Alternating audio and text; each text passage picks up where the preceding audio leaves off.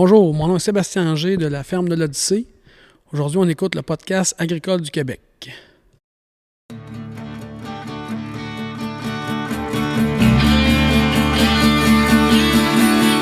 les podcasts agricoles à la vie, comme à l'école, on se parle de bricoles, de choses anticoles. On se parle de tracteurs, y'a les fans, pis les menteurs. On se lève de bonne humeur, pis on compte pas nos heures. Christian Dionne est là.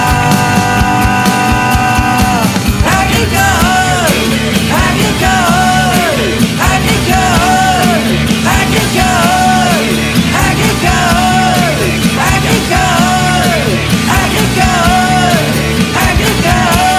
Bienvenue dans le podcast agricole du Québec avec Christian Dionne. Hey, salut tout le monde! Hey, on est aujourd'hui le 30 avril.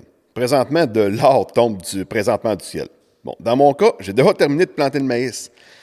Puis les céréales de printemps, ben, les autres commencent à sortir de terre.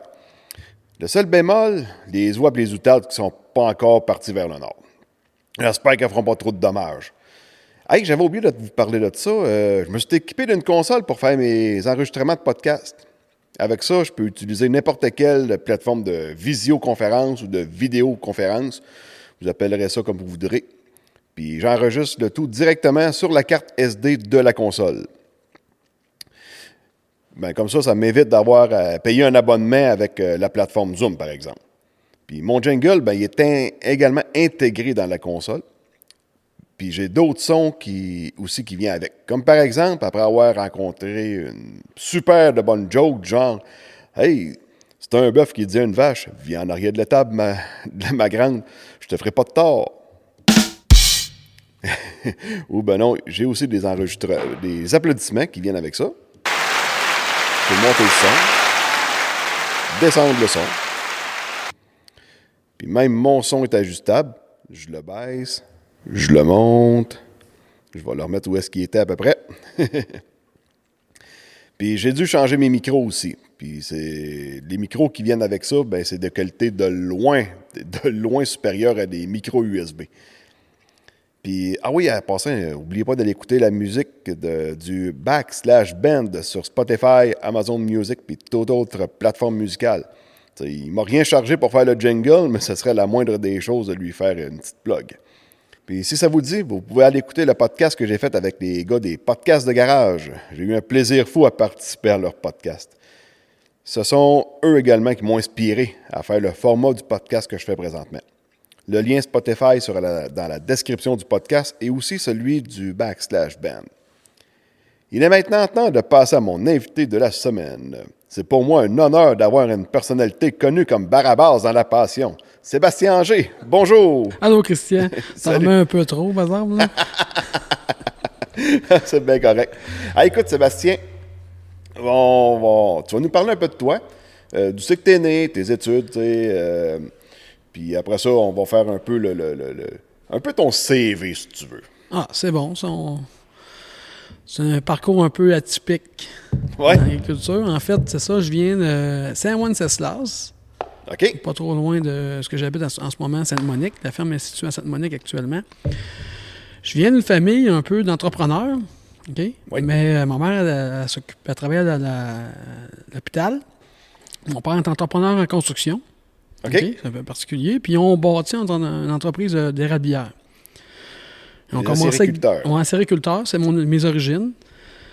Fait que, tu sais, mes parents ont commencé avec 18 entailles, ils ont fini avec 14 000 entailles. Ils ont vendu l'érablière l'année dernière. Non, il y a 2 ans. C'est ça. Puis, mes origines étaient là. Puis, j'ai toujours travaillé sur des fermes. Tu sais, quand j'étais jeune, là, j'ai toujours aimé ça. Tu sais, puis bref, puis je me rappelle encore quand il fallait que je fasse mes choix de carrière dans secondaire 4, secondaire 5. J'ai dit, l'agriculture, j'aime ça. Tu sais. Fait que j'étais allé... J'étais allé m'inscrire à Saint-Hyacinthe à l'époque, puis au Alitea. J'ai été refusé. Ah ouais? T'as été refusé? J'étais pas assez bon à l'école. C'est ça, mon histoire. Bref, je me suis inscrit au 2e tour à Victo. Puis ils m'ont accepté. Puis dans mon histoire, c'est que ce qui est particulier, c'est qu'ils m'ont un mois d'août, je me rappelle un téléphone de Victo, il disait hey, Sébastien, à Victo, on donne le programme bio ou conventionnel. Puis ça a été vraiment, en l'intérieur de moi, ça a monté. Ah, c'est bio. Mais je savais même pas dans quoi je m'embarquais. C'est vraiment vrai, c'est vraiment Puis c'est là que j'ai commencé mon cours à Victo, puis là j'ai rencontré des gens vraiment formidables. Puis j'ai compris après que quand j'ai fait le choix bio, c'est que je trouvais que dans le bio, il y avait une profondeur de questionnement, de curiosité, puis d'aller en profondeur, des choses, bref, à ce moment-là, c'est ça que je percevais, puis ça me collait à la peau. Bref, fait que après ça, dans ma formation de DEC à Victoriaville, j'ai eu la chance de travailler ferme Germado à Saint-Wenceslas, une des fermes pionnières en bio. Okay. C'est lui aussi qui a passé à Spinvert il n'y a pas longtemps? Exact. Là, OK, c'est beau. Ferme Germado qui était dans les fermes pionnières de fromage de l'ancêtre. Oui, okay. oui, au pied du pont de Trois-Rivières. Ça, c'est ma première école à l'agriculture. Puis auparavant, j'avais travaillé sur des fermes à Aston Junction. Bref. La deuxième ferme de stage, c'était mon ancien beau-père, Renz Buccelli, qui est la ferme actuelle, ferme Rintal. Bref, c'est là que c'est ma deuxième ferme de stage. Après ça, j'ai continué mon DEC, j'ai fait j'étais allé, quand j'ai fini dans 3 ans mon cours à Victo, j'étais allé travailler un été de temps en Alsace. En France? En France. OK. J'ai été travailler sur une ferme avec des vaches Montbéliardes, là, avec grande culture, des betteraves à sucre, là, des choses comme ça, puis il fait de la choucroute. OK? Puis là, j'ai été voyager en Allemagne, en Suisse, un peu en France. Bref, ça m'a ouvert un peu les horizons. Oui. Je suis revenu, puis là, c'est vrai, je me rappelle que cet été-là, j'aimais tellement l'agriculture que je me rappelle quand je charclais des choux. Je me rappelle un coucher de soleil, là, c'était tellement beau, j'étais tellement calme, puis là, je me disais, j'aime tellement ça, il faut que j'aille plus loin. Le lendemain matin, j'ai appelé ma mère, je dis, inscris-moi à l'université, inscris-moi au cégep en sciences de la nature, je vais avoir en agronomie. Ma mère, elle ne créait pas trop ça, sur le coup, là, tu sais. Fait qu'il fallait que je fasse une année de sciences de la nature, tu sais, bref. Je me rappelle, après... C'était pour avoir des cours préalables. Pour aller éligible à l'université. C'est beau. Fait que j'ai eu une année de temps, quand ça fait 3 ans que tu es dans le concret, un peu plus concret, le technique, tu arrives, des sciences, des maths dérivées, c'était difficile. C'est une année difficile, là, j'ai fait beaucoup de judo dans ce temps-là, beaucoup de sport pour m'aider à focusser, là, vraiment à traverser cette année-là. Puis après ça, quand j'ai fini cette année-là, je suis allé travailler en Saskatchewan. OK. Travailler un été de temps à Gravelbourg, en Saskatchewan, sur une ferme bio, il y avait 1600 arbres. Ça, c'est Gravelbourg, c'est francophone. Ça, francophone, c'est une communauté francophone principalement, mais mon idée, c'était d'aller apprendre l'anglais.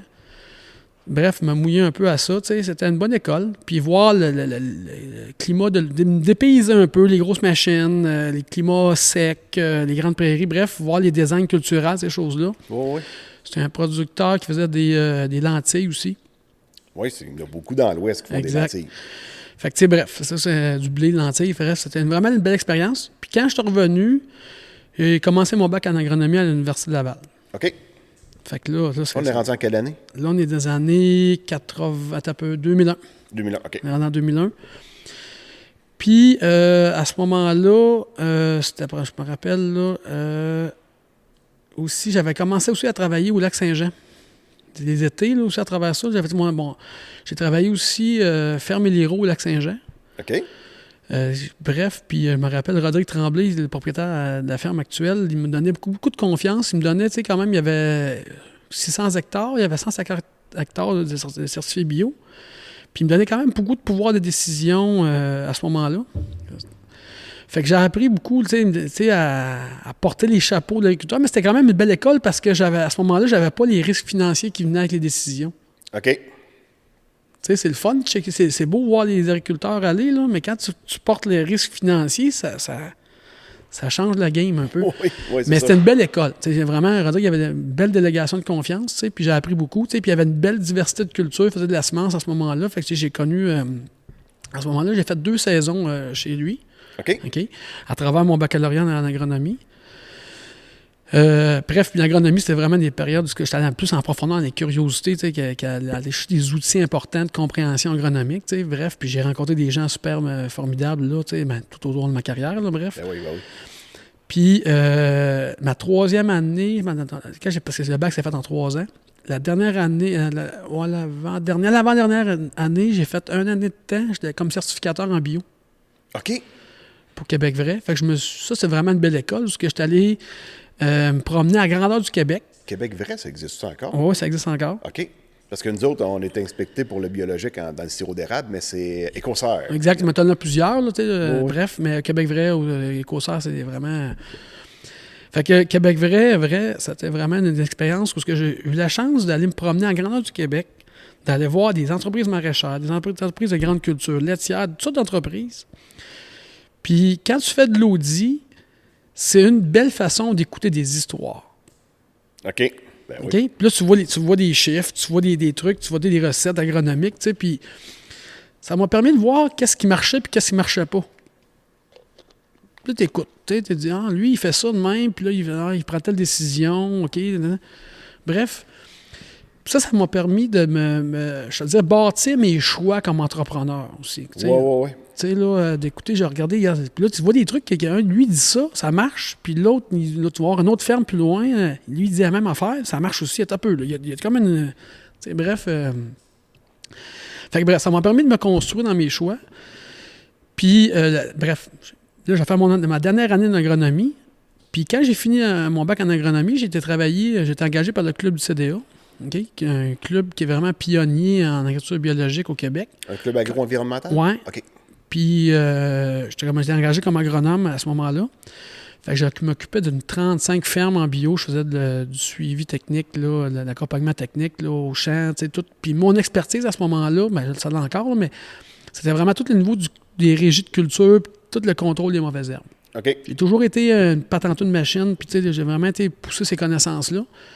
Fait que je les accompagnais beaucoup à ce niveau-là. Il reste que c'est quand même le défi en bio, c'est les mauvaises herbes. Là. C'est un des gros enjeux. Bref, toute la mélarbologie, ça a tout été une grande curiosité chez moi. Fait que, bref, ça m'a... Fait que j'ai accompagné les agriculteurs dans ces enjeux-là. Puis, j'avais toujours rêvé d'aller voyager partout dans le monde. Fait que je me suis monté un projet... d'aller voyager en agriculture. Fait que je me rappelle encore du moment, puis là, je me disais, comment je vais faire pour payer ça? Puis j'habitais dans le Vieux-Québec à ce moment-là, puis là, je marchais un matin, puis là, j'étais allé cogner à la porte de Radio-Canada, parce qu'il y avait la semaine verte. Okay? C'est vrai, ils sont basés à Québec, eux autres. Exact. Puis là, j'avais cogné, puis je me suis dit, on va leur demander, je vais aller voir des films pour eux, faire des reportages pour eux autres. Je me suis dit, la pire réponse qu'ils vont me dire, c'est non. C'est ça. Tu sais? Fait qu'ils m'ont trouvé bien craqué à ce moment-là, tu sais. Ils m'ont dit, ouais, tu vas parler de quoi? Ah, ouais, c'est vrai, il faut que je parle de quoi, tu sais. Fait que là, fait que là, tu sais, j'étais très spontané, très tu sais, vraiment dans une décision, bref. Fait que je suis revenu les voir après. Il est soumis, je vais parler du lait en Nouvelle-Zélande, je vais parler, puis là, je vais parler avec Vandana Shiva en Inde, nanana, tu sais, bref. Ouais, OK, c'est intéressant, tes sujets sont intéressants, mais il dit, tu as zéro connaissance en caméra. J'ai dit, OK. Ben là-bas, je suis revenu une semaine après, je suis prêt. Est-ce que vous me permettez de suivre une équipe de tournage à mes frais? Ils ont dit, OK. OK. Fait que j'ai fait une couple de tournage, puis il y a comme Robert Tremblay, je pense, qui m'a suivi, qui m'a pris sur son aile un peu, qui me trouvait intéressant dans le sens que dans ma démarche de curiosité d'apprendre là-dedans. Puis ils m'ont dit, Sébastien, mais si tu es prêt à prendre le risque de t'acheter une caméra, on te paye 200$ de cassette, puis on te donne X montant de la minute montée, puis ils ont dit go. Fait que je suis parti avec mon pack-sac sur le dos, une caméra. J'ai acheté une caméra 5000$, bang. C'est vraiment bref. Puis je suis parti 3 semaines en Nouvelle-Zélande. OK. 1 mois en Australie. 3 semaines aux Philippines. 3 semaines en Thaïlande, puis 1 mois et demi en Inde. Fait que là, puis là, c'était le thème, c'était l'agriculture. Oui, ben oui. C'était vraiment, puis là, tu sais, voir la Nouvelle-Zélande, tu sais, vraiment les pâturages. Puis j'allais à la rencontre des agriculteurs, tu sais, puis je trouvais que la caméra, c'était un beau prétexte de rencontrer des agriculteurs, tu sais, bref. Puis en Nouvelle-Zélande, ça n'a pas donné de reportage parce que j'étais pas bon pour filmer, tu sais, bref, là, tu sais, là, c'est vraiment mon école. Tu sais, bref, mais c'était une belle expérience. Puis parce que j'ai envoyé mes cassettes par la poste par après. Oui, OK. Mais c'était vraiment, j'ai rencontré vraiment des... Puis la Nouvelle-Zélande, c'était pour moi comme ma curiosité de la permaculture. Vraiment, était là. Après ça, en Australie, c'est toute la grande culture. Je me suis voyagé, j'ai fait d'Adélaïde jusqu'à Brisbane. Je me suis promené, je me suis acheté un station wagon Renault 74. Là. Je suis couché dans mon char. C'était vraiment un trip. Là. Bref, j'ai rencontré du monde vraiment trippant là. Philippines, ça m'a dépaysé. Vraiment, le riz. J'allais rencontrer des instituts de recherche de riz. Tout. Bref, ça m'a vraiment dépaysé. Puis voir puis tout de l'aspect social. Vraiment, là, ça dépayse. Philippines, ça parle quelle langue là-bas? Ça parle-tu l'espagnol? Non, Tagalog. Tagalog, OK. Je pensais que ça parlait espagnol. Je sais pas pourquoi j'avais ça dans la tête. Tagalog. C'est un dialecte un peu... bref, en tout cas, c'est une langue assez... c'est dur à comprendre. À ce moment-là, tu n'avais pas Google Translate dans tes poches? Non. Mais là, l'anglais, c'est là que je pense j'ai vraiment bien intégré l'anglais dans le parler, écouter, là, bref. C'est ça. Fait qu'après Philippines, j'ai vraiment trippé. Là, j'étais allé en Thaïlande, je me rappelle, c'était dans le temps de Noël, les fêtes. J'étais allé faire de l'escalade puis faire de plongée sous-marine. Ça, c'était mon petit 3 semaines de trip, là, vraiment, là, ça, c'est vraiment trippant. Puis après ça, en Inde, je suis allé dans le nord et dans le sud. OK. Puis je suis allé rencontrer Vandana Shiva, qui était une alta mondialiste, là, vraiment. Là, elle, son enjeu, là, c'est vraiment toute la monopolisation des semences puis l'autonomie de l'agriculteur. OK. Elle a écrit un livre de Green Revolution, là, par rapport à comment redonner du pouvoir à l'agriculteur par les semences. Ça, elle, c'est son vraiment... Puis ça, c'est un sujet qui m'interpellait beaucoup. Fait que je suis allé interviewer. Ça a été un reportage, ça s'appelle la monopolisation du vivant à Semaine verte en 2005. OK. C'est à toi qui l'avait fait? Ben, c'est moi qui l'avais filmé. C'est Robert Tremblay qui l'avait réalisé. OK. Qui l'avait monté. Bref, c'était un beau reportage. Une belle expérience, bref. Puis après ça, j'étais allé me promener. J'étais allé vers en Asie. Puis j'étais allé jusque dans le sud de l'Inde. Tu sais, j'ai fait beaucoup. Puis, de façon vraiment, à la fin de mon voyage, je me suis ramassé à Munnar. Et c'est une vallée de thé. Okay. Production de thé. Puis là, c'était de toute beauté, les montagnes, de l'agroforesterie. Puis là, moi, ça me faisait les épices dans les forêts. Bref, ça c'est vraiment été mon coup de cœur, tu sais. Puis là, j'ai filmé tout le processus de production de thé, tout ça. Puis quand le réalisateur il a vu les images, c'est tellement beau, on fait un reportage là-dessus. OK. Ça s'appelle le Social Thé, le reportage. Fait que ça, bref, puis je suis revenu, tu sais. Puis quand je suis revenu de cette expérience de voyage-là, je suis tombé amoureux de Guylaine, la mère de mes filles. OK. Puis là, après ça, son père, il dit, là, la ferme, la voulez-vous? Non. Un an après, on travaillait. Moi, je travaillais je suis revenu comme agronome consultant. Oui. Elle, Guylaine, à ce moment-là, elle avait commencé la mise en marché de viande bio pour son père. OK, oui. Ben, les viandes rentales. Les viandes rentales. Puis là, on dit, bon, parfait. Puis là, c'est cool, là, au début, c'est ça, la ferme, tout ça. Mais tu sais, acheter une ferme, une opportunité, ça arrive une fois dans ta vie. Ou peut-être deux. Ça arrive pas souvent. Fait que, tu sais, sur le coup, j'étais, même ça me l'appel, mais ça me dit, OK, go, on va travailler. On a travaillé pendant un temps pour savoir si c'était possible de reprendre la ferme. On a monté un plan d'affaires. Je me rappelle, on était refusé 2 fois au financement. Puis le 3e coup, on l'a eu. Ah, la 3e fois, c'est la bonne. C'était la bonne. Mais tu sais, c'était correct, ça peut être pas refusé, mais il fallait qu'on retravaille des choses. C'était correct. Okay. Ça fait partie du processus. Quand tu es un entrepreneur, tu apprends que des fois, tu te faire dire non, il y a une raison pourquoi. Non, t'sais. c'est ça. Fait qu'il faut de la persévérance. Des fois, ça. Puis c'est un bon test, savoir si. Parce que la vie, des enjeux, tu vas en avoir des obstacles. Puis si tu te décourages au premier non, là, ça se peut que le premier obstacle, tu lâches. Là, fait que, bref, c'est un peu ça. Bref. Fait qu'on a monté l'entreprise, moi puis Guylaine, jusqu'à aujourd'hui. Ben, jusqu'en 2016. On a monté l'entreprise quasiment jusqu'à 15 employés. Okay? On virait pour moi un bon chiffre d'affaires dans le commerce, sauf que là, à un moment donné, après la vie de couple en affaires, c'est un chemin difficile. Hein? Oui. C'est 2 personnes qui descendent en ski, c'est les mêmes skis. C'est ça. Il y en a un qui est de dos, il y en a un qui est de face, bref. Fait que c'est ça, le couple en affaires, c'est 2 personnes en ski qui descendent en ski. Puis on a tombé souvent. OK, ben oui, c'est sûr. Ça arrive de temps en temps. Puis je pense que ça fait partie je pense que je suis pas le seul à vivre ces enjeux-là. Okay? Mais j'ai appris beaucoup. J'ai appris là-dedans. Puis j'étais Et je me suis entouré dans ce processus-là beaucoup de personnes intéressantes. J'ai fait partie du groupement des chefs d'entreprise, un groupe d'échange d'entrepreneurs, tu sais, bref. Puis j'ai grandi dans le monde entrepreneurial. Puis je me suis dit, quand j'ai décidé tu sais, qu'on a décidé de vraiment séparer les entreprises, là, j'ai vendu l'entreprise des viandes Rental à Guylaine. OK. C'est elle qui avait le talent de la commercialisation. C'était logique pour elle qui continue à ce niveau-là, tu sais. Puis moi, je me suis dit, ben ça, c'était mon école entrepreneuriale. Fait que moi, j'ai racheté toute la ferme complète, tous les actifs tangibles. Puis j'ai une business, je l'ai bâti une, je vais en bâtir un autre. Fait que c'est ça. Fait que, tu sais, là, j'ai quand même pris des bons enjeux financiers à ce moment-là, des bons risques, OK? Puis c'était des risques calculés. OK? Puis là, ça. Fait que là, puis cette année-là, tu sais, bref, j'étais allé chercher... tu sais, vu que j'avais plus l'outil de commercialisation, j'ai décidé d'aller chercher un contrat avec Viande du Breton pour sécuriser mon risque d'affaires dans l'aspect élevage, tu sais, bref, puis... fait que tu élèves du porc bio pour Breton. Pour Viande du Breton, exact. Viande du Breton.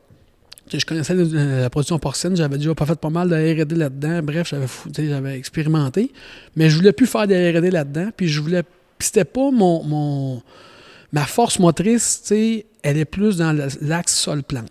OK. C'est ça qui me passionne le plus. Fait que, bref, pas des bâtiments. Là. Mais les bâtiments, je suis capable de manager, mais ça reste que, tu sais, en termes de défis comme entrepreneur, tu sais, j'ai dit, je vais aller m'associer avec une entreprise qui est vraiment bien structurée, puis vraiment leader au Québec dans ce domaine-là.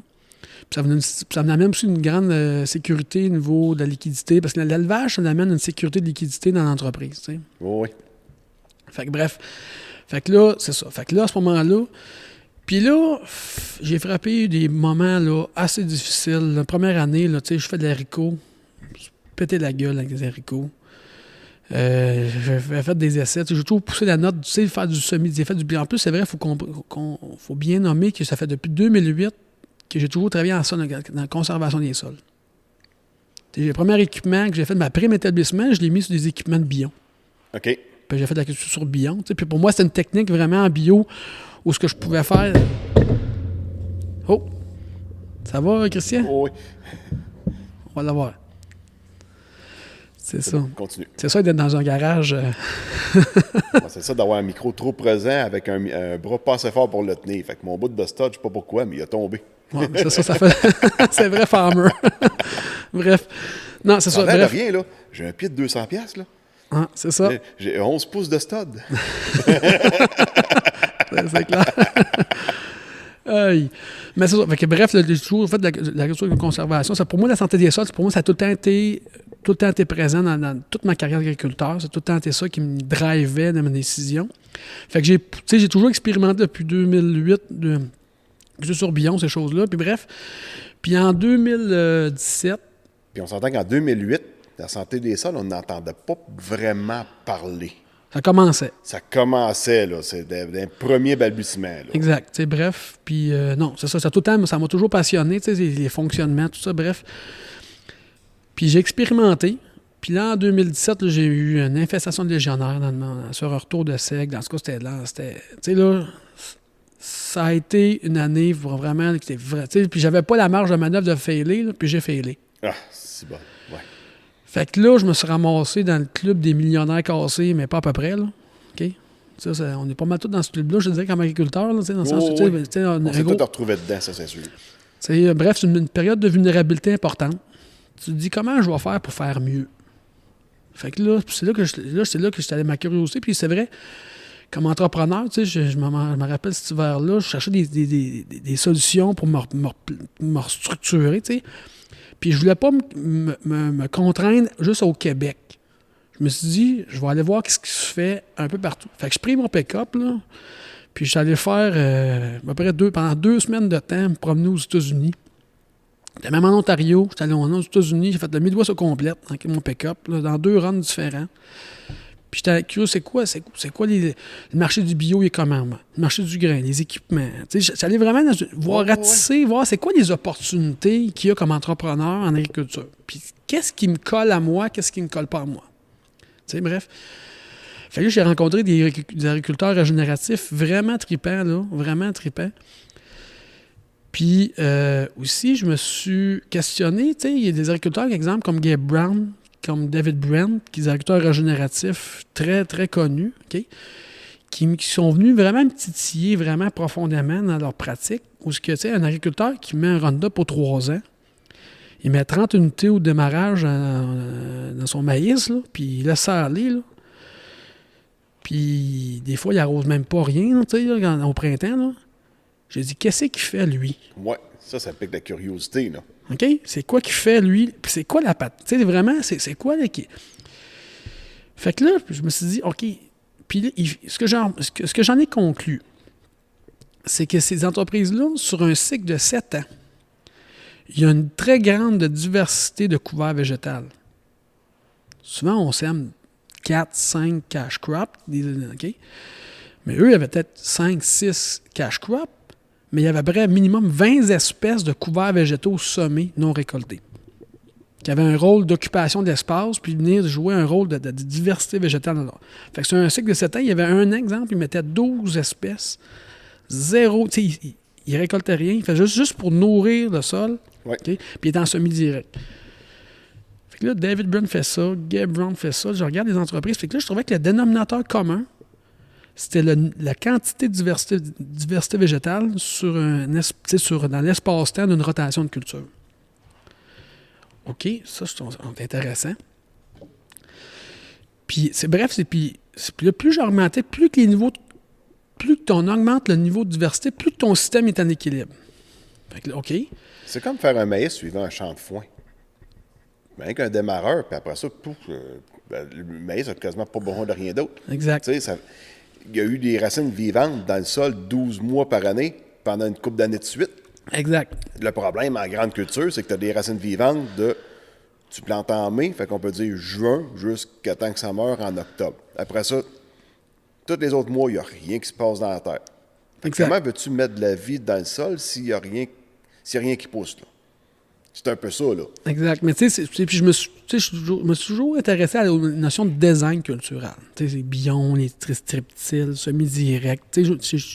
Pour moi, c'est un langage que je connais, j'aime bien, puis que j'aime bien expérimenter dans ces affaires-là. Bref. Puis là, je rencontre un agriculteur, Marc Doudla, en Wisconsin, il a fait du bion, il fait du bio depuis longtemps. C'est un agriculteur très innovant en bio, puis ça fait 10 ans qu'il fait du maïs au 15 pouces. OK. Puis là, je me dis, hey, wow, le maïs au 15 pouces, ça va former la canopée plus rapidement, ça va meilleur de contrôle des mauvaises herbes, ces choses-là, tu sais.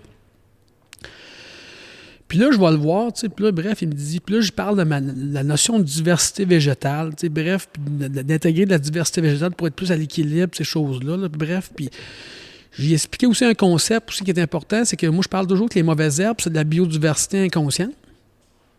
Puis les couverts végétaux, c'est de la biodiversité consciente. C'est un choix que tu fais. C'est un choix que tu fais. OK? Puis c'est un choix des plantes que tu mets aussi. Exact. Puis je trouve que les mauvaises herbes, c'est un excellent reflet de qu'est-ce que ton sol a besoin. OK. OK? Moi, ce que j'ai remarqué, c'est que, exemple, chez nous, j'avais beaucoup d'enjeux d'herbe à poux, laitron, chardon. OK, oui. Famille décomposée. C'est quelle famille que je n'aime pas dans mon système? Décomposée. Ah! Tu vois? Fait que là, toutes ces réflexions-là, je me suis dit, si je remplace les familles des mauvaises herbes par les mêmes familles de couverts pour venir jouer les mêmes rôles niveau racinaire, les mêmes rôles de service écologique par les couverts végétaux. Le sol a besoin de cette plante-là. Exact. Tu vas en implanter une. Sauf que c'est un choix. C'est moi qui va driver le système que je vais aller. C'est pas la nature qui va me... Tu comprends? C'est pas le même mouvement. OK? Fait que, tu sais, je me suis amené... Puis là, je parle de ça à Marc Doudla en Wisconsin, puis je trouvais ça vraiment intéressant, tu sais. Puis il me dit, puis il a eu l'humilité de me nommer, Sébastien, ça fait 10 ans que je fais du maïs au 15 pouces, j'ai 10-15% de plus de rendement, mais ça me coûte vraiment cher, tu sais, en termes d'équipement, les unités. Oui, la maïs, c'est pas la même affaire, là. OK? L'année de la batteuse, j'ai dit, oui, tu sais, sauf que, tu sais, en revenu net, ça se questionne. OK? Ton coût d'équipement versus... bref, plus, j'ai dit, j'ai un enjeu de fertilité. Mon enjeu de fertilité, là, il est assez important. Puis il me dit, Sébastien, ton idée de fleurs, c'est peut-être pas du maïs au 15 pouces, il faut que tu fasses du maïs au 60 pouces. Puis tu mets tes fleurs entre les deux. OK. OK? Puis l'autre point important, il faut que je nomme, c'est que j'ai observé comme par observation, expérience d'agriculteur, que pour aller chercher le plein potentiel d'un couvert végétal, il faut les laisser fleurir. Ça va peut-être prendre des chercheurs pendant plusieurs années venir valider ce que je dis là, mais j'en suis d'une certitude que pour aller chercher le plein potentiel des plantes, des couverts végétales qu'on met, il faut les laisser fleurir. Puis là, un des enjeux comme agriculteur en termes de cash flow, c'est quel espace-temps tu donnes à ces couverts-là pour les laisser fleurir, pour faire jouer leur rôle, aller chercher le plein potentiel de leur rôle. OK. OK? Fait que je trouvais, on dit toujours en tout cas, bref, fait que là, je trouvais que le maïs sur 60 pouces, tellement simple, tu diminues 20 % de ton rendement l'année 1, tu crées un espace-temps pour mettre des couverts, une diversité végétale dans ton système, OK? Pour laisser fleurir tes couverts, puis d'aller chercher une amélioration de ta santé de ton sol plus rapidement. Ben oui. Bref. Puis il m'a dit, Marc, va voir ce que Bob Ricker fait aux États-Unis. Fait que je suis allé voir, puis j'ai rencontré plein d'agriculteurs qui faisaient du maïs sur 60 pouces. Bref, c'est un peu comme ça quand ça a démarré. Puis là, l'autre point important, c'est que là, c'est une de mes grosses erreurs aussi que j'ai réalisées dans ma carrière, c'est que j'ai voulu essayer de trouver des recettes seul. Tu sais, faire de la recherche, de la R&D, là, tu sais... Puis moi, je rêvais de trouver la recette de semi-direct bio. Tu sais, Ouais. je failais solidement dans ma tête, là. Tu sais, excuse-moi de dire ça, mais je n'étais pas ajusté dans ma valeur. Au moins, tu le sais, c'est pas pire. Tu sais, bref, mais... Puis c'est tellement un grand enjeu, OK, que j'ai décidé, Sébastien, il va travailler en équipe maintenant. Tu sais, puis je me suis rendu compte qu'à chaque histoire d'un agriculteur, il y a une richesse, OK? Puis pour développer des recettes, il faut être en équipe. Tu sais, ça va pas vite en agriculture à cause des... On sème une fois une saison, on regarde... Une saison à la fois, là. C'est une saison à la fois, tu sais, bref. Puis ça va être la force de l'équipe qu'on va trouver des recettes. Puis l'autre point important, c'est que j'ai dit, les agriculteurs, on enlève le chapeau bio conventionnel, on est des agriculteurs. Puis je trouve qu'il y a autant de richesse à écouter un agriculteur de semi-direct qu'un agriculteur bio. Puis mettre l'ego de côté, puis on va avancer plus loin. Okay? Puis ça, c'est aussi... qu'est-ce qui m'a amené là aussi, c'est que j'ai eu la chance, en décembre 2018, en 2019, j'étais allé avec mon partenaire Jean-François Messier aux États-Unis au Farmer Business Network. OK. Farmer Business Network, c'est un projet là, vraiment là, qui font de l'agrégation de données pour créer de la valeur aux agriculteurs, là, bref, avec de la transparence de prix, l'analyse agronomique, ils ont F2F Genetics, ils ont de la génétique adaptée aux agriculteurs. C'est qu'ils poolent du data pour créer comme un retour à l'agriculteur en termes de décision, pouvoir décisionnel, des assurances de récolte, puis tout un... C'est assez complexe comme proposition d'affaires, mais on trouvait ça vraiment intéressant, bref, puis... j'ai eu la chance, à ce fois-là, d'écouter un conférencier vraiment de haut niveau. C'était l'ingénieur en chef de la NASA pour le projet de rover de Mars. OK. OK? Puis, dans cette conférence-là, il disait... Parce que la conférence, le thème, c'était comment innover avec un haut niveau de risque en équipe. Bon, parce que les autres, il faut qu'ils travaillent en équipe, là. Exact. OK? Puis moi, je trouvais d'aller sur la Lune puis faire du semi-direct bio. Ça fait longtemps que je faisais de l'analogie. Le défi est pas mal de taille, pas mal la même chose. Fait que disons que ça me faisait sens beaucoup. T'sais. Puis il disait l'ingrédient le plus important pour l'innovation, c'est de séparer les idées des personnes. OK. Séparer les idées des personnes, c'est qu'en fait, c'est que chacun, avec son expérience, il voit les choses différemment. Okay? Puis il va amener un input dans la transformation de la recette agronomique. Fait que, chacun va amener un input, puis c'est la somme de ces inputs-là qui va faire que la recette va être validée. Puis, en fait, il faut enlever l'ego du processus. OK. Ouais, c'est beau. Tu comprends? C'est ça. Mais, puis c'est ça un peu ça qu'on a voulu réaliser en créant une cellule de maïs sur 60 pouces au Québec avec des agriculteurs innovants. C'est un peu ça. Là, Parce qu'il y en avait eu plusieurs qui avaient participé au projet cette année-là. Le 2020, est-ce que ça avait eu lieu? Oui, aussi, oui. OK, c'est bon. On avait moins entendu parler, je pense. Là. Moi, c'était moins médiatisé, mais on était moins une quinzaine d'agriculteurs à partager. Là, on a validé des trucs. Là, on fait notre 3e tour d'itération cette année. OK. Là, on va regarder vraiment, on va évaluer le potentiel du marché du carbone. On veut valider, on a des tests de génétique aussi. On a vraiment, on regarde, on sait vraiment plus les variétés qui marchent mieux entre les deux, les populations. Là, on a vraiment validé des informations importantes. Mais là, il faut aller un petit peu plus loin sur d'autres aspects. OK. Puis on se questionne sur comment on va partager nos histoires en équipe. Puis, là, puis comment on va faire de l'on-farm research à la ferme. Parce que je pense que pour relever le défi de l'agriculture régénérative au Québec, il va falloir que ça soit fait avec les agriculteurs, par la créativité des agriculteurs. OK. Oui. Puis, il y a un potentiel que je trouve que les agriculteurs ont, c'est le processus de l'innovation. Parce que les chercheurs sont excellents pour faire de la validation. Okay? Ils maîtrisent ce processus de validation, là, sont vraiment des tops. Okay? Mais le processus d'innovation sont un petit peu moins bons. Je vais t'expliquer pourquoi. C'est que pour faire de l'innovation, le premier ingrédient que ça prend, c'est de faire des erreurs. De prendre des risques. Puis d'aller dans quoi de l'inconnu. Okay? Puis si tu ne fais pas assez d'erreurs, ça veut dire que tu n'innoves pas assez. C'est pas moi qui dis ça. Là, Elon Musk qui est vraiment le meilleur pour. Je pense que c'est un de ses points majeurs. Puis les agriculteurs, c'est eux qui ont le potentiel-là de faire des erreurs. Puis ça prend aussi de l'humilité de partager ses erreurs. OK, oui. Okay? Les chercheurs sont assez pourris pour faire des erreurs, ou s'ils en font, assez pourris pour les communiquer. Il faut t'apprendre de tes erreurs. Tu comprends? Puis en disant ça, je ne veux pas enlever la valeur des chercheurs. Ils ont une valeur, mais c'est deux processus, pour moi, distincts. L'innovation et la validation.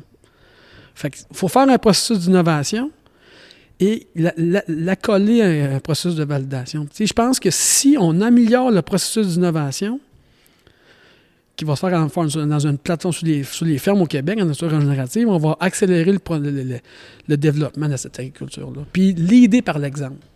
Parce quand on est dans l'agriculteur, il porte le pouvoir de l'empathie d'un agriculteur en agriculteur. Parce que, tu sais, c'est tout quand on est au mois de février, là, puis il fait fret, là. Tu sais, les belles conférences qu'on voit, me fait, tu sais, vraiment la carbone azote, là. On a la bouche ouverte tellement quand c'est impressionnant. Mais tu sais, quand c'était le printemps, là, puis là, il annonce de la pluie dans 2 jours, là, puis t'as la marge de grise dans le piton, là. Tu t'en rappelles-tu du graphique carbone-azote du mois de février? C'est sûr que non. Tes idées sont rendues ailleurs, là. Mais l'histoire de ton chum agriculteur, tu t'en rappelles. Fait que c'est pour ça que je pense d'amener partager des histoires entre agriculteurs, c'est ça qui va amener les changements en agriculture régénérative au Québec. Fait que, bref, c'est ça. Hey, ton maïs au 60 pouces, là, est-ce que ton maïs, proche des plants, tu le cerclais dessus ou il n'était pas cerclé pantoute? Moi, j'étais en régie bio. OK? Après 2 ans, j'ai pris la décision de... En tout cas, bref, ça, c'est une grosse questionnement. J'ai même remis en question mes choix par rapport au bio. OK? OK. Ça a brassé pas mal dans ma tête. Là. Bref, tu sais, à un moment donné, quand tu fais des erreurs, bref, puis je suis venu à la conclusion d'une chose. Okay? C'est ma conclusion personnelle, c'est une opinion personnelle. C'est que je me suis dit, la proposition de valeur actuelle, en fait, c'est une proposition de valeur qu'on offre une relation de confiance au consommateur basée sur un processus qu'on ne met pas ci, qu'on ne met pas ça, puis qu'on ne met pas ci, puis qu'on ne met pas ça. Okay? Principalement. Puis c'est pas parce que tu valides un processus que tu es collé à un résultat réel. OK? Puis moi, je pense que le reflet idéal, ça va être la biodiversité, mais bref, ça, on pourrait faire un autre podcast juste sur ce sujet-là, bref. Mais je suis venu que si je veux y réussir en bio, il faut que je manipule le sol. Ouais, okay? Faut que tu le brasses. Faut que je le brasse. Puis, il y a un aspect que pour moi que je suis déchiré. Je vis une dualité intérieure dans cet enjeu-là de travail de sol. Puis il y a comme tu construis, tu déconstruis, tu construis, tu déconstruis. Fait que, tu sais, il y a comme un processus que je trouve que c'est difficile. Tu bâtis, tu régénères ton sol, tu le travailles, boum. Bref. Comme labourant dans le graveur. Là. C'est ça. Bref, puis j'ai comme trop poussé la conservation des sols que je me pétais la gueule dans le maïs principalement. Parce que j'étais trop... bref. Fait que j'ai dit, OK, si je veux être bio, faut plus que je me questionne sur travailler du sol ou pas. Okay? Bref, puis si je veux faire du semi-direct, tout ça, bref, je me suis rendu compte aussi que le maïs sur 60 pouces, c'est vraiment une technique beaucoup plus d'agriculture régénérative. Bref, puis moi, je pense que d'aller dans des semi-directs, d'amener de la diversité végétale, je pense que ça va être la voie où aller. T'sais. Bref, puis tout bâtir la population en santé des sols par les vers de terre, tout travail. Bref, c'est un peu... c'est vraiment d'aller dans une vision... Moi, je pense que le maïs sur 60 pouces, ça va être pour moi un outil qui va accélérer la rapidité que ton sol évolue. Okay? Parce que tu sais, c'est quelqu'un qui fait sa transition en agriculture régénérative ou en semi-direct, il y a toujours des années difficiles. Hein? Ouais. C'est des 3-4 premières années. Puis ce que j'ai compris, c'est que toute la biodiversité, tout le mécanisme le ver de terre, il n'était pas là, mais ça prend peut-être 2, 3, 4 ans avant qu'il apparaisse. T'sais. Mais dis, comme moi, par exemple, je ne suis pas passé du semi-direct au jour au lendemain. T'sais, on a fait du conventionnel. Après ça, on a commencé à délaisser un peu plus la charrue. On donnait un coup d'herbe, mettons, sur un retour de soya. Puis d'un coton de maïs, on passait à des chômeuses dedans. Fait que, il y a eu une belle transition qui était moins violente que le labouré, par exemple. Mais la population de vers de terre commence à monter tranquillement pas vite. Là, je viens d'intégrer un peu plus le semi-direct depuis 4 ans, depuis que j'ai acheté mon nouveau planteur. Puis là, je commence à voir, là, écoute, je vais fouiller ma profondeur de semence, je tombe tout le temps sur des vers de terre. Ce que je ne voyais pas avant, là. Fait que je m'améliore quand même pas mal. Là, je suis rendu à plus vouloir essayer d'intégrer plus d'engrais verts, de culture de couverture. C'est ce qui n'est pas évident, là. Ça fait 2-3 ans que le soya, on sème le soya, puis on récolte le soya dans la misère. C'est pas le temps d'aller semer, là. Il mouille tout le temps quand on récolte le soya depuis 3 ans. Exact, tu sais. Exact. Puis non, je trouve un point qui est important, il faut comprendre, c'est la richesse d'un agriculteur là, net, qu'un agriculteur fait net, là. Parce que des fois, on se compare avec des revenus bruts. Et ça, on fail un peu à ce niveau-là. Si on prend les revenus nets, bien, l'agriculteur, là, il fait du design de biodiversité dans l'espace-temps. C'est-à-dire qu'il y a de la lumière, qui est gratos pour tout le monde. Oui. Il y a de l'eau qui a une répartition aléatoire en fonction d'où tu habites. Puis, tu as de la chaleur. Ça aussi, c'est variable aussi. 3 ingrédients que tu as zéro pouvoir là-dessus. Tu as 2 zones que l'agriculteur a du pouvoir. C'est ton sol, ta santé de ton sol, c'est ton point de départ, puis le choix de culture que tu vas mettre dessus. Puis c'est comment que tu vas aller capter le plus... Tu vas aller créer une transformation de la biodiversité pour le vendre à un client, d'être en relation avec un client. Okay? Puis c'est plein de micro-processus de transformation. Le ver de terre qui prend du carbone à la surface, qui va, excusez-moi l'expression, va chier de l'azote. Okay? Mais cet azote-là, tu n'as pas besoin de l'acheter. Tu comprends un peu? Là? Oui. Fait que plus tu maîtrises tous ces micro-processus de transformation-là, plus qu'il y a de la richesse qui se crée à l'agriculteur. Parce que si elle se crée tout seul, tu n'as pas besoin de l'acheter. Bref. Puis, pour moi, la santé des sols, pour moi, ça, c'est le point de départ. Pour moi, c'est une richesse qui est là, puis tu peux bâtir avec le temps. T'sais? Bref. Fait que plus qu'on a... Puis, même sur 60 pouces, amener la diversité végétale, on améliore plus rapidement. On va gagner du temps, pour bâtir Au lieu de faire comme Gabe Brown, par exemple, qui, lui, va semer ses 12 espèces, qui va laisser ça 1 an sans rien récolter. Là, tu viens chercher un peu de maïs, puis tu viens reposer ton sol entre les rangs. C'est un peu, je te dirais, c'est une option mitoyenne. C'est ça. Parce que je pense de faire le pas, d'aller mettre 1 an de couvert, là, ça prend du guts. Oh, oui. Ça prend du guts, là, puis... je me souviens, tu l'avais fait à grandeur chez vous, là. Ton maïs, c'était à 60 pouces, là, la première puis deuxième année aussi, je pense. Oh, ouais, moi, je me suis pas... Pour moi, c'est tellement pas... C'était pour moi, c'est all-in là-dessus, puis j'en suis encore persuadé, OK? Toutefois, ça serait all-in, si je serais en régie conventionnelle, ça serait all-in 60 pouces, je me pose même pas de questions. OK. C'est full, tu sais, sauf que là, dans mes choix, bref, puis l'an dernier, il fallait que je prenne aussi une décision, tu sais, j'avais juste 90 hectares, OK? J'étais relativement très bien endetté, puis j'avais pas beaucoup de marge de manœuvre. Puis moi, j'ai compris une chose, une entreprise, là, ça prend du cash flow. Ouais. Pas de cash flow, là, tu avances pas bien loin. Puis j'ai fallu que je me remette en question dans mes choix que je faisais. Bon, j'ai remis en question le choix d'être bio, conventionnel ou régénératif, bref. Ouais, je me souviens, tu m'en avais parlé une fois, on mangeait très bien au McDonald's quand tu m'en avais parlé. Ça arrive pas souvent, mais ça arrive de temps en temps. Okay? Ouais, Je suis moins dogmatique que j'étais. Et c'est ça, bref, j'ai cette ouverture-là. Bref, puis je me suis questionné aussi sur les orientations que je faisais. Puis là, j'ai commencé aussi à faire des poireaux avec Lou Marie Jutras de Culture de chez nous. des cultures de chez nous, oui. Tu sais, bon. Tu sais, j'étais... Puis je me suis dit, bon, j'étais comme bloqué à 90 hectares, tu sais, ça prend des équipements. Pour être à la coche en grande culture, ça prend des équipements adaptés, tout ça. Bref, puis là, ma capacité de grossir n'était pas trop élevée, là. Oui, c'est ça. OK? Avec manque de liquidité et tout, là. Manque de liquidité, acheter le prix des terres, bref, OK, qu'est-ce que je fais? OK. Fait que là, je me suis dit, attends un peu. Fait que j'ai pris la décision de vendre un bloc de terre. OK. C'est une décision quand même assez difficile pour un agriculteur, je peux te dire, mais je suis content de l'avoir faite. Bref, puis je suis aussi content de l'avoir vendu à la bonne personne.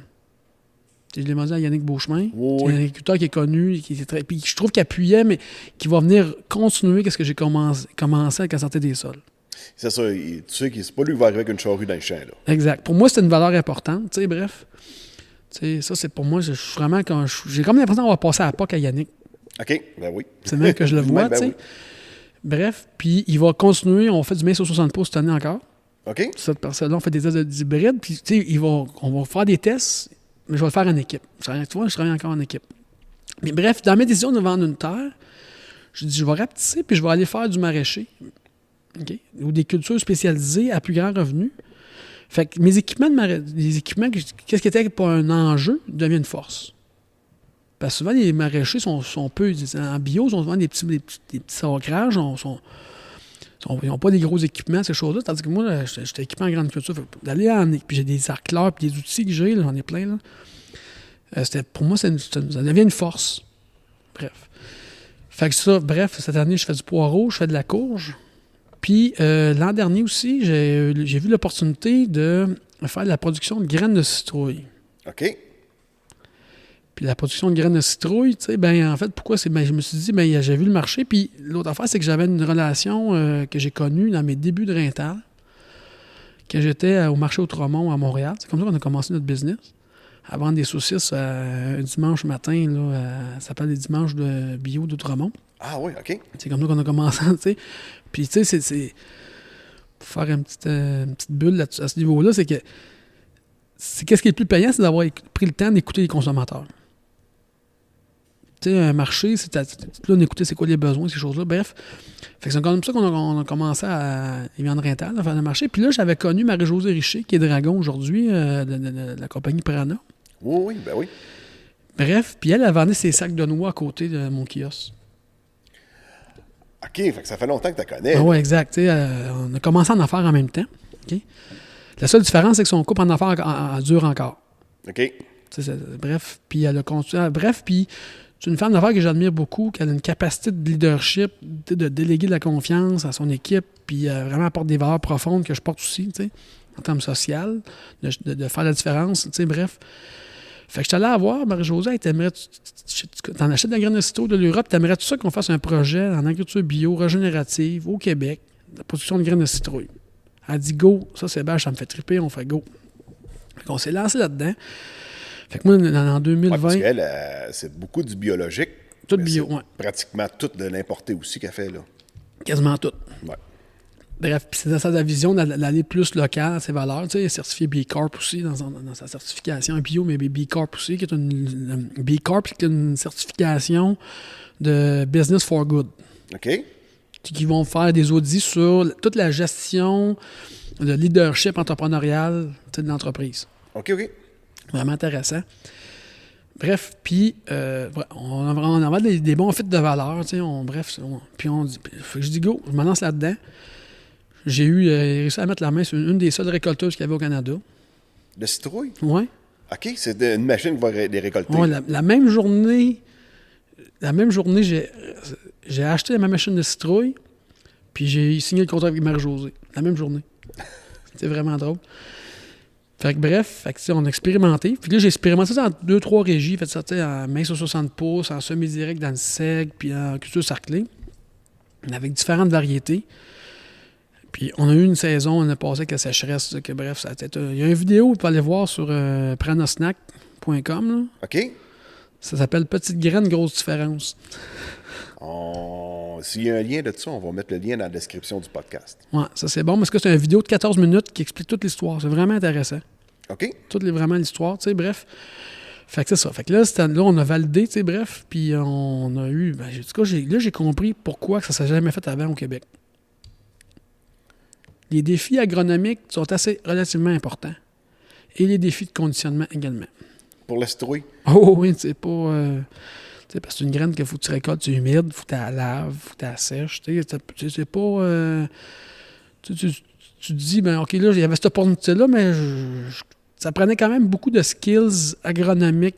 Puis, une chance qu'il y avait beaucoup de relations, puis il y a un peu d'expérience. Le fait d'avoir travaillé dans une entreprise de viande, tout maîtriser les processus, bref, c'est une chance qu'il y avait cette expérience-là. La transformation. Cette transformation-là, ça m'a donné des bons outils. Bref, puis là, cette année, on continue. J'en fais 30 hectares. Je suis allé chercher des variétés en Autriche, hybrides. J'ai fait de l'acquisition d'équipements spécialisés de récolte pour venir m'appuyer à ce niveau-là. Fait que, bref, là, on fait un auto de piste à ce niveau-là. Question comme ça, tes citrouilles, le restant de la citrouille, tu fais quoi avec ça? C'est un fertilisant. OK, il ne s'en retourne pas dans l'alimentation, quoi que ce soit. On a fait des petits tests de pulpe, mais ça coûte trop cher de déshydrater. C'est le processus, le retour au champ est peut-être la meilleure. OK. Fait que, je pense que c'est bref, puis pourquoi j'ai fait ce choix-là aussi? Ben, là, juste comme pour le fun de même, ta citrouille est coupée, tu enlèves toutes les graines qui sont en dedans. C'est toute mécanique? Ou, toute mécanique. Toute mécanique. Là, j'ai acheté une andonneuse qui va les mettre en rang. Oui, ça c'est correct. Après ça, j'ai une machine avec des pics. Ça pique la citrouille, ça rentre dans la machine. C'est broyé, puis là, les pépins, ils sortent. Ah ouais, OK. Tabarouette, OK. C'est ça. Fait que c'est vraiment... Puis là, la pupe, elle sort en arrière. Elle retourne dans le champ en arrière, en andin. Exact. Fait que ça, c'est un beau retour. Beaucoup de carbone labile à ce niveau-là. C'est un peu comme des pots de conserverie. Tout est récolté vert. Exact. Il rouvre la gousse, il conserve les pois. Exact. Ben, pourquoi que j'ai... aussi, pourquoi la citrouille? C'est que je trouvais que c'était une culture que la recette agronomique régénérative est déjà un peu éprouvée. J'ai un de mes des bons mentors, c'est Steve Grove en Pennsylvanie, qui est vraiment un expert en couvert végétal. Puis il fait de la citrouille sous couvert végétal, vraiment sous paillis de seigle, qui fonctionne super bien. Okay? Puis la recette du paillis de seigle est déjà validée, je ne l'ai pas inventée.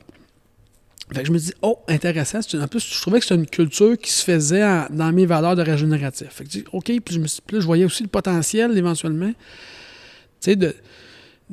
L'idée aussi, c'est que d'arriver à mettre 1 an de couvert végétal, d'amener les agriculteurs à faire ça, ça va prendre des outils financiers pour les appuyer à ce niveau-là. Mais je trouvais que la citrouille avait peut-être le potentiel de l'amener rentabiliser 1 an de couvert végétal. Tu fais 1 an de couvert végétal, tu mets ton seigle à l'automne. Au printemps, tu sèmes dans ton seigle, puis tu récoltes ta citrouille après. Tu écrases ton seigle. Puis, Exact. Fait que c'est un peu cette vision-là, bref, puis d'offrir cette opportunité-là aux agriculteurs. Bref, c'est dans cette vision d'affaires. Puis je veux pas, c'est une production à graines de citrouille, c'est un modèle d'affaires que je veux développer, que je ne ferai pas juste la citrouille sur ma ferme, je vais la faire dans peut-être plusieurs agriculteurs au Québec. Cette année, je valide mon modèle, j'ai 2 autres agriculteurs qui vont en faire pour moi. OK. Avec moi, plus. Fait que, bref, on va aller, ils vont sommer, mais je vais aller récolter chez eux. Fait que, c'est un modèle d'affaires qui est en construction, mais que je vois un gros potentiel, parce que je pense que la graine de citrouille en Amérique du Nord, ça ne se fait pas beaucoup encore. Puis je pense que ça peut amener de la diversité végétale dans les rotations de culture. Je vois il y a une richesse à ce niveau-là à explorer. Tu sèmes ça à quelle population et à quel espacement? J'aime ça aux 60 pouces. Hein? Ah, ça doit bien être un planteur pour ça. Exact. J'ai fait juste un planteur pour ça. On dirait que la vie m'a amené aux 60 pouces. Bref, c'est comme ça. Après ça, c'est à peu près 18 pouces sur le rang. OK. Un plan aux 18 pouces. Oui, exact. Ben, ça s'étend quand même pas mal, là, des citrouilles. C'est exact. Ça pousse. Vraiment, ça... Puis la population est autour de 18 000 plants à l'hectare. OK. Grosso modo, là, tu sais, là. Ça dépend des variétés, tu sais, des variétés plus buissonnantes. Il y en a qui sont plus grimpantes, ben, pas grimpantes, plus buissonnantes ou plus qui courent plus, là, plus coureuses, on va dire. Oui, oui. Fait Parce que comme les citrouilles, c'est un peu la même famille des courges. Tu sais, c'est ce qu'ils appelaient là, dans le temps, là, dans le temps des Amérindiens, les 3 sœurs. Exact. Le maïs, qui plante, qui pousse en hauteur. Tu as l'haricot qui vient s'attacher après le maïs, puis qui fournit de l'azote. Ben, Puis tu as la courge qui vient couvrir le sol, qui empêche les mauvaises mais il y herbes. avait vraiment cette vision-là. Tu sais, puis je l'ai testé l'année passée. Sauf que je me dis, ouh, là, il y a ça, c'est peut-être. Je pense que je vais le réaliser, ce défi-là à grande échelle, là, de la 1000 pas. Mais ça va me prendre peut-être que quelques années. Parce que, tu sais, valider la recette, là, tu sais, Les 3 sœurs? ah oui, parce que, tu sais, la courge, tu sais, Parce que c'est pas seulement en même temps, là. c'est pas seulement en même temps. Tu sais, tu gères 3 cultures dans le même champ. Oui. Tu as l'enjeu des semis, du contrôle des mauvaises herbes, puis tout le phytosanitaire, puis la récolte. Fait que, tu sais, il y a vraiment il y a des bons enjeux, mais ça se fait. Tu sais, moi, je pense, mais je pense que ça va travailler avec un genre de striptile, avec des trucs de seigle entre les deux, là, bref. Oui.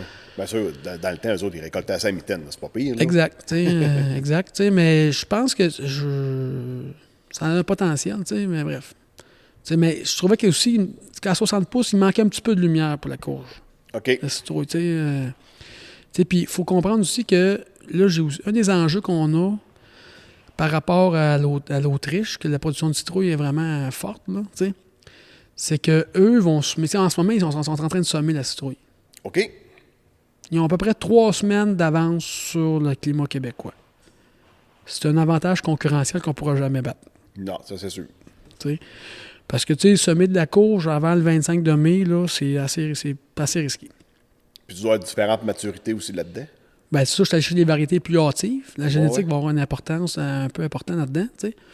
Bref, en tout cas, ça reste que, tu sais, parce que la lumière de printemps, quand même, les journées sont longues, tu sais, ça a un impact quand même sur le rendement. Fait que, tu sais, je pense qu'on a encore quelques années à valider la rentabilité des rendements qu'on va avoir, les régies, tu sais, bref. Je suis confiant qu'on ait des bons résultats, mais ça reste que il y a encore des tours de piste à faire en termes de saison puis de validation. OK. Tabarouette, ça, des beaux défis. Ben, c'est ça que j'aime. Ben oui. On carbure, le monde carbure au défi d'habitude, là. Ben, j'ai tout le temps, mais je pense que je suis un entrepreneur qui aime prendre des risques. Avec le temps, je pense que j'apprends à être plus calculé, plus posé dans ma... tu sais, bref. Puis là, jusqu'à ce que j'ai en ce moment, je regarde beaucoup le marché du carbone. Donc, c'est tout pour cette partie du podcast. Pour écouter la suite, rendez-vous sur ma page Patreon au www.patreon.com/podcast agricole au pluriel. Ne vous gênez pas surtout pour partager le podcast sur vos réseaux sociaux. Vous pouvez liker ma page Facebook aussi des podcasts agricoles. Puis d'ici là, ben, je vous souhaite une excellente semaine. Puis merci d'avoir été là jusqu'à la fin. Bye la gang!